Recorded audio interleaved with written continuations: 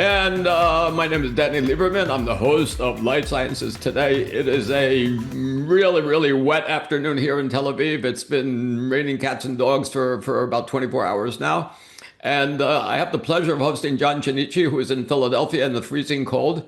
And John is the CEO of Ledger Run, which is basically a business platform for running clinical trials, right, John? That's right. Yeah. So we're going to start with, John, you were at Viva before this, but tell us about your personal journey, how you did something is, we talk about a lot of high-tech stuff here on the program, on the show, and here you're doing something which I think everyone needs, but it's like low tech, right? And so tell us about the journey.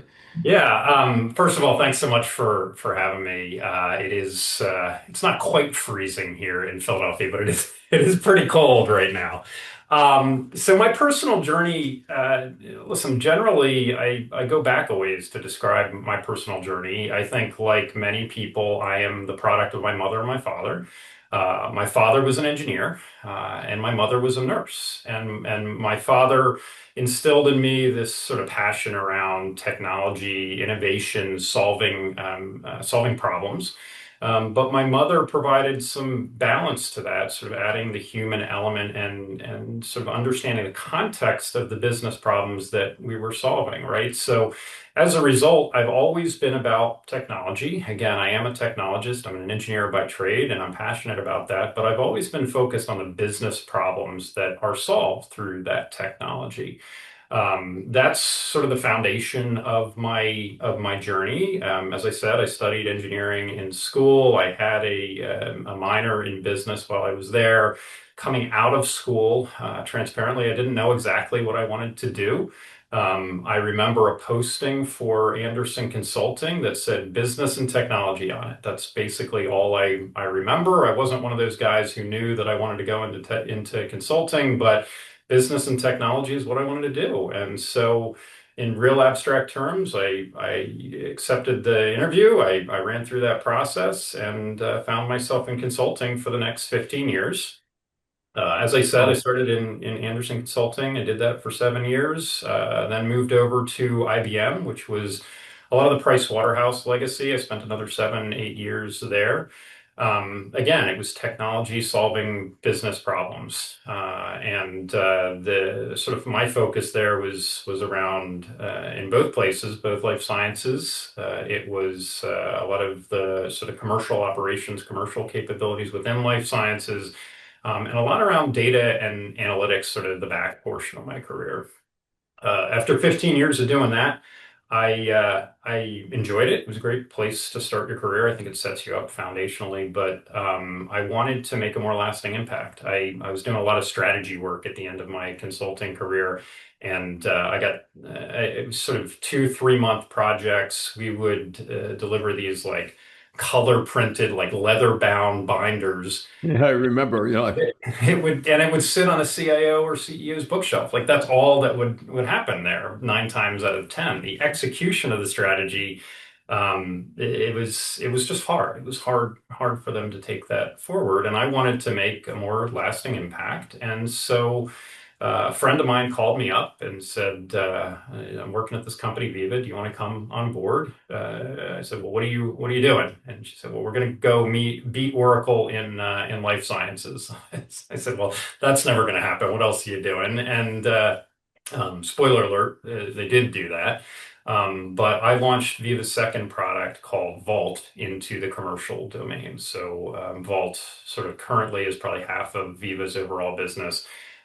It with the Salesforce things that are going on, it's going to be the entirety of their business. So was really fortunate to be at Viva. I like to think that I contributed in some small way to their growth, but was more fortunate just to be there in and around the people while I was there.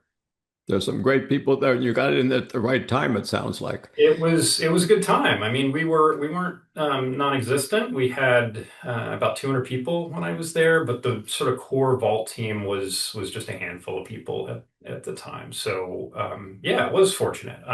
Again, I'd like to think I contributed in small ways, but we we had some of the best and brightest minds in the industry between sort of the Salesforce pedigree that we had brought in, the Oracle pedigree that we had brought in, and sort of the consulting pedigree. It brought this great synergy of great people, and I'm still in touch with a lot of those people today.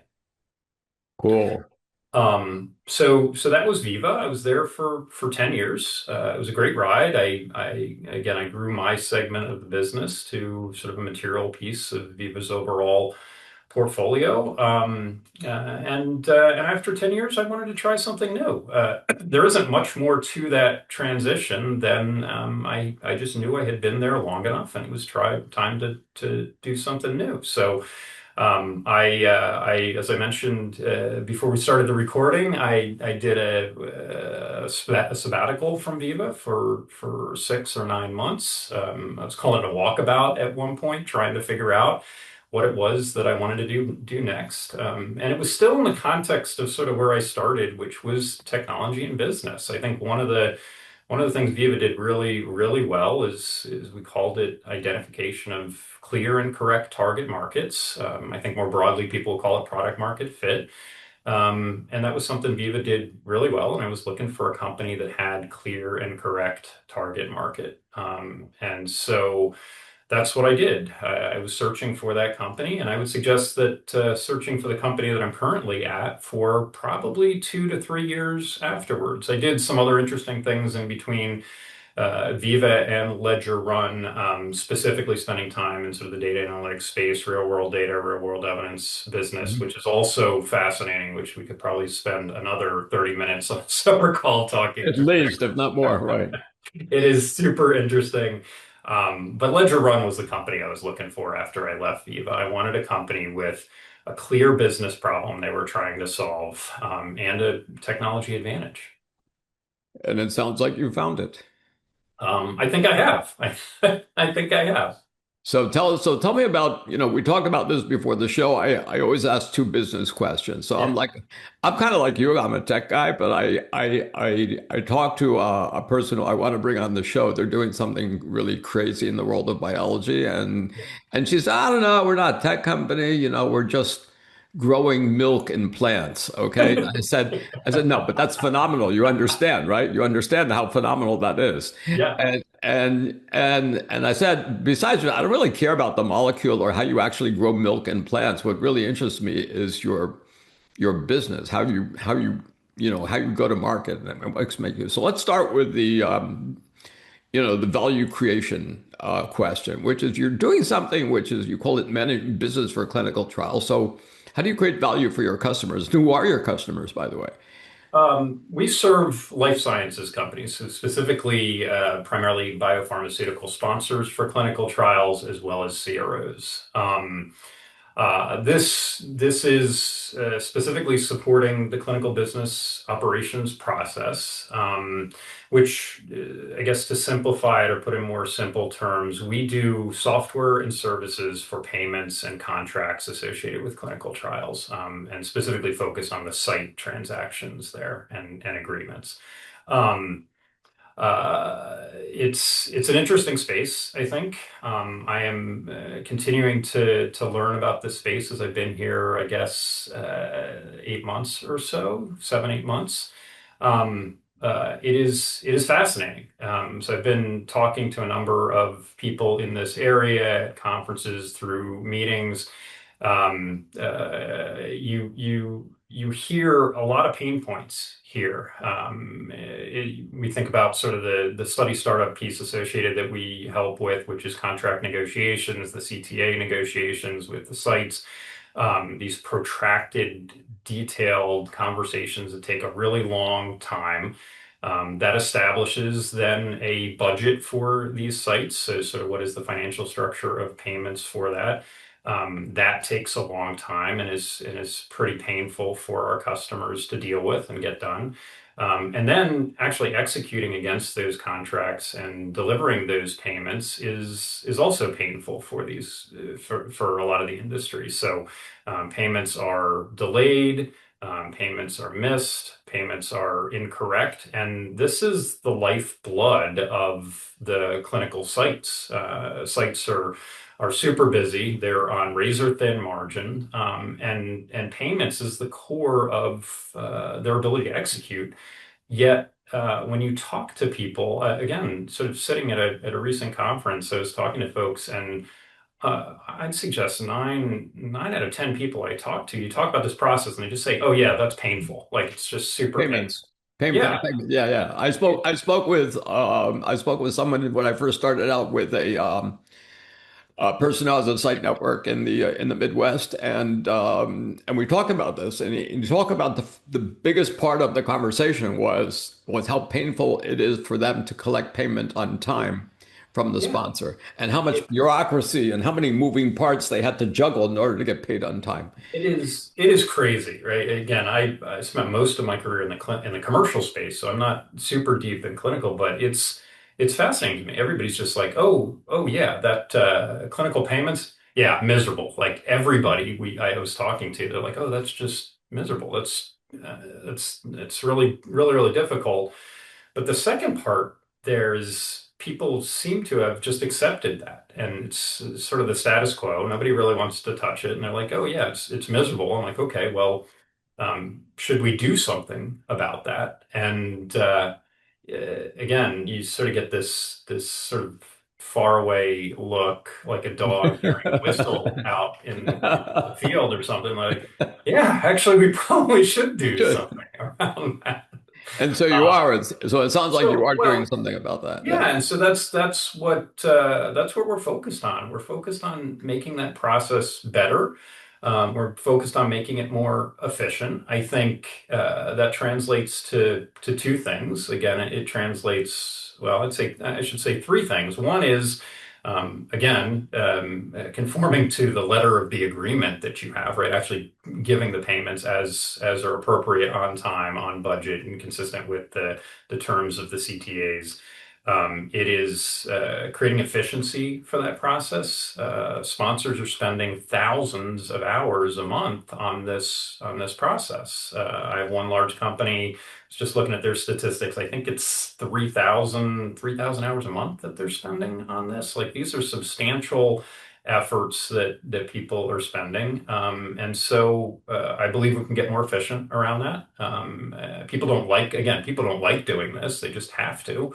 And then the third thing, which I think is potentially a little bit broader and more far-reaching, as I mentioned, this is the core of the site relationship, and I believe that sites are becoming more and more competitive. To get the best sites involved in your clinical trials to make them successful, the sponsors are competing with other studies, and so. As a result, I believe that if you can do this well, it can materially improve your relationship with the site, and I like to envision a world in the future where this actually becomes a competitive advantage for sponsors when they're competing with sites, and by saying, "Oh, you guys use Clean Run for your platform, we know we're going to get paid." That gives you guys a leg up from the start. Absolutely. And that, getting paid is, it was, what we were saying was just incredible to me that the industry accepts that. And, I'd worked at Intel, back in the day. And one of the things we did at Intel was my first job, was on the business side in the fab in Jerusalem. And so but I worked with FinOps in Santa Clara.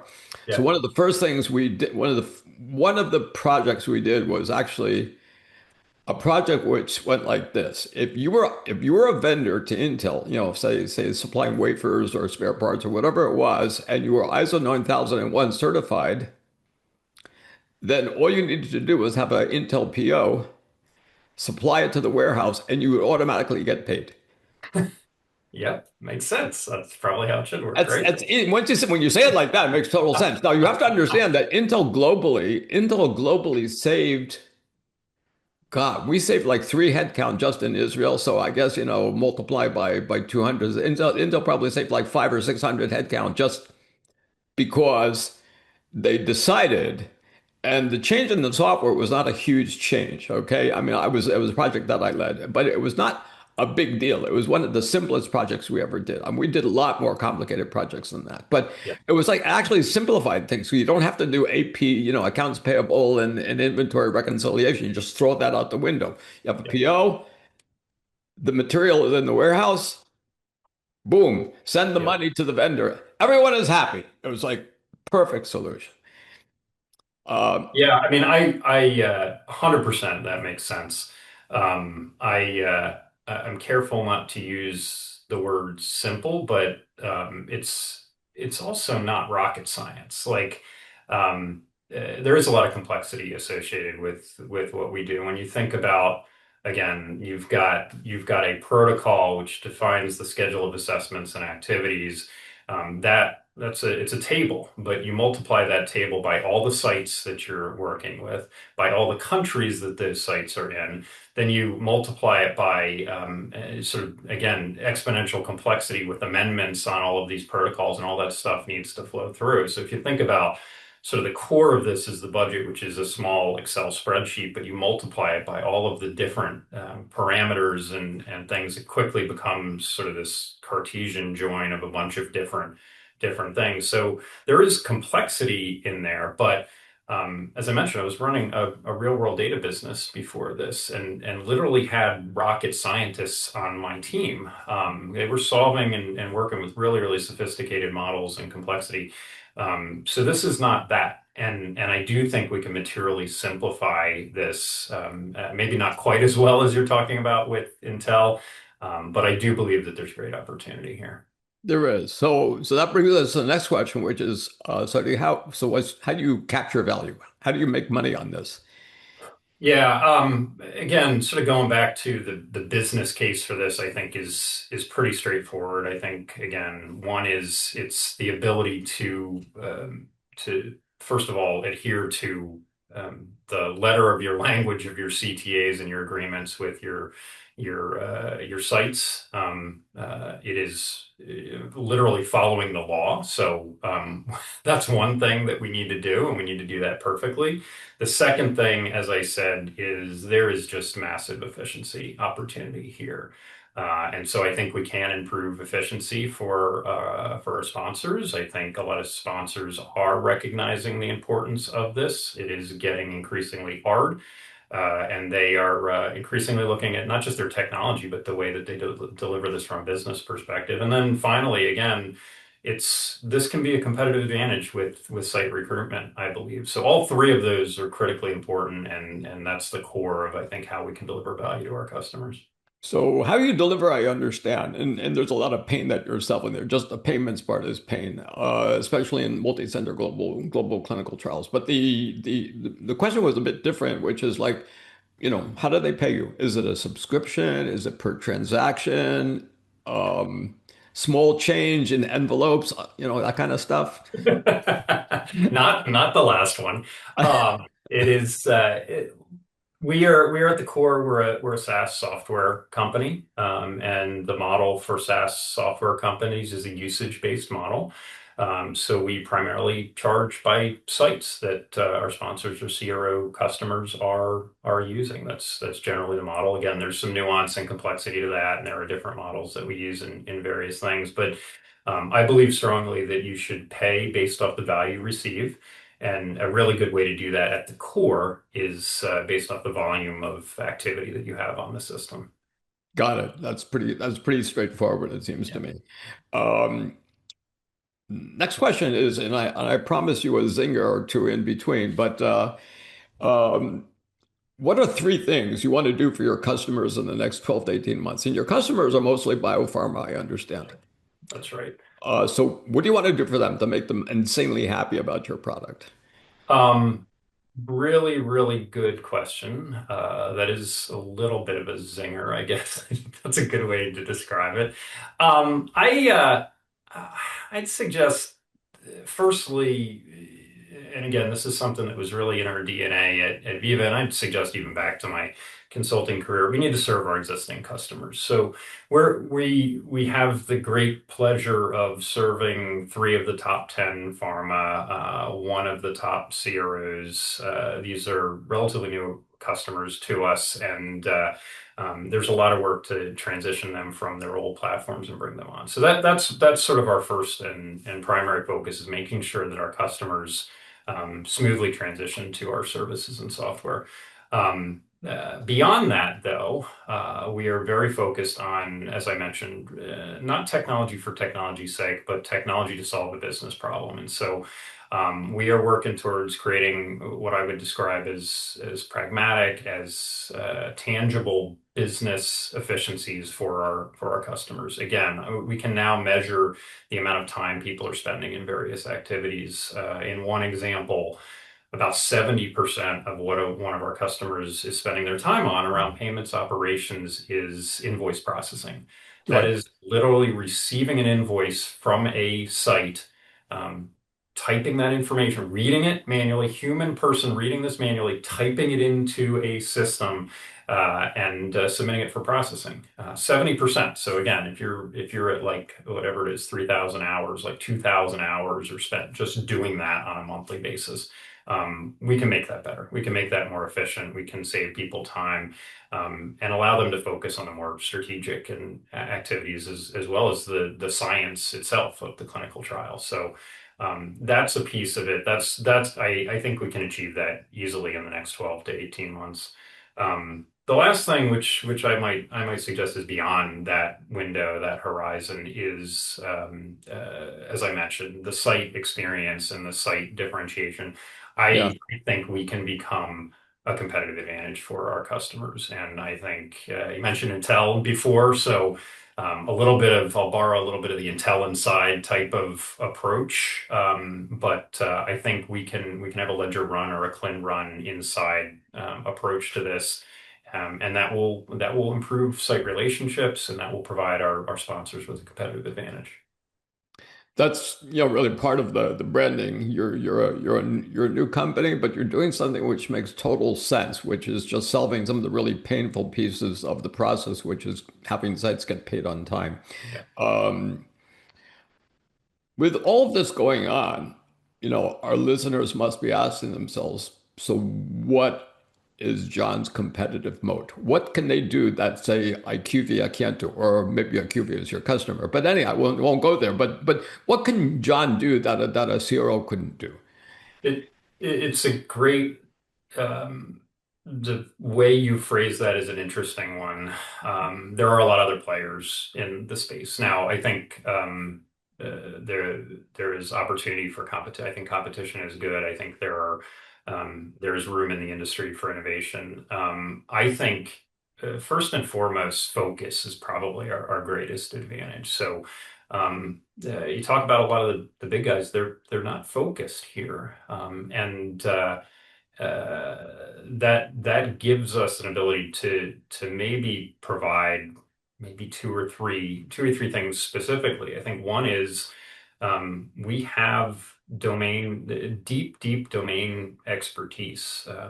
All of our team understands this process um, in and out, right? And there again, there is complexity here when you think about how do you, for example, negotiate CTAs in 60 different countries. Oh And my God. so we have boots on the ground facilitating those negotiations today across 60 countries. And so that domain expertise is important. You talk about financial transactions. We are processing financial transactions, and there's a lot of regulatory requirements associated with performing those transactions. And so domain expertise is really, really important. We have that expertise because of our focus and our experience. We have, I think it's 22,000 sites on the system today. We've done over $4.5 billion worth of payments since our inception. So there's a lot of expertise here, which is relevant and important. And then the technology side, I see someone joined here. I don't know if we need to pause. No, that's fine. We're just about finished. Okay. So, Um, so I'm going to ask you one last question for the show, which is, what is the worst and most painful anti-design pattern you see in this industry? you gave me a warning on on this one a little bit. If you give me a few minutes notice on this one, this is a hard one. So let me take a deep breath and You'd rather respond. say whatever, just say whatever you feel like saying. Okay, there's no correct answer because there's so many places to poke into. Just say the first thing that comes to your mind. Okay. Um, listen, the so yeah, so I will go there, and we didn't get a chance to talk about this, but I think the approach of AI and technology, like that is on the forefront of everybody's radar. And people are spending massive amounts of money on how do we apply AI to solve a lot of these problems.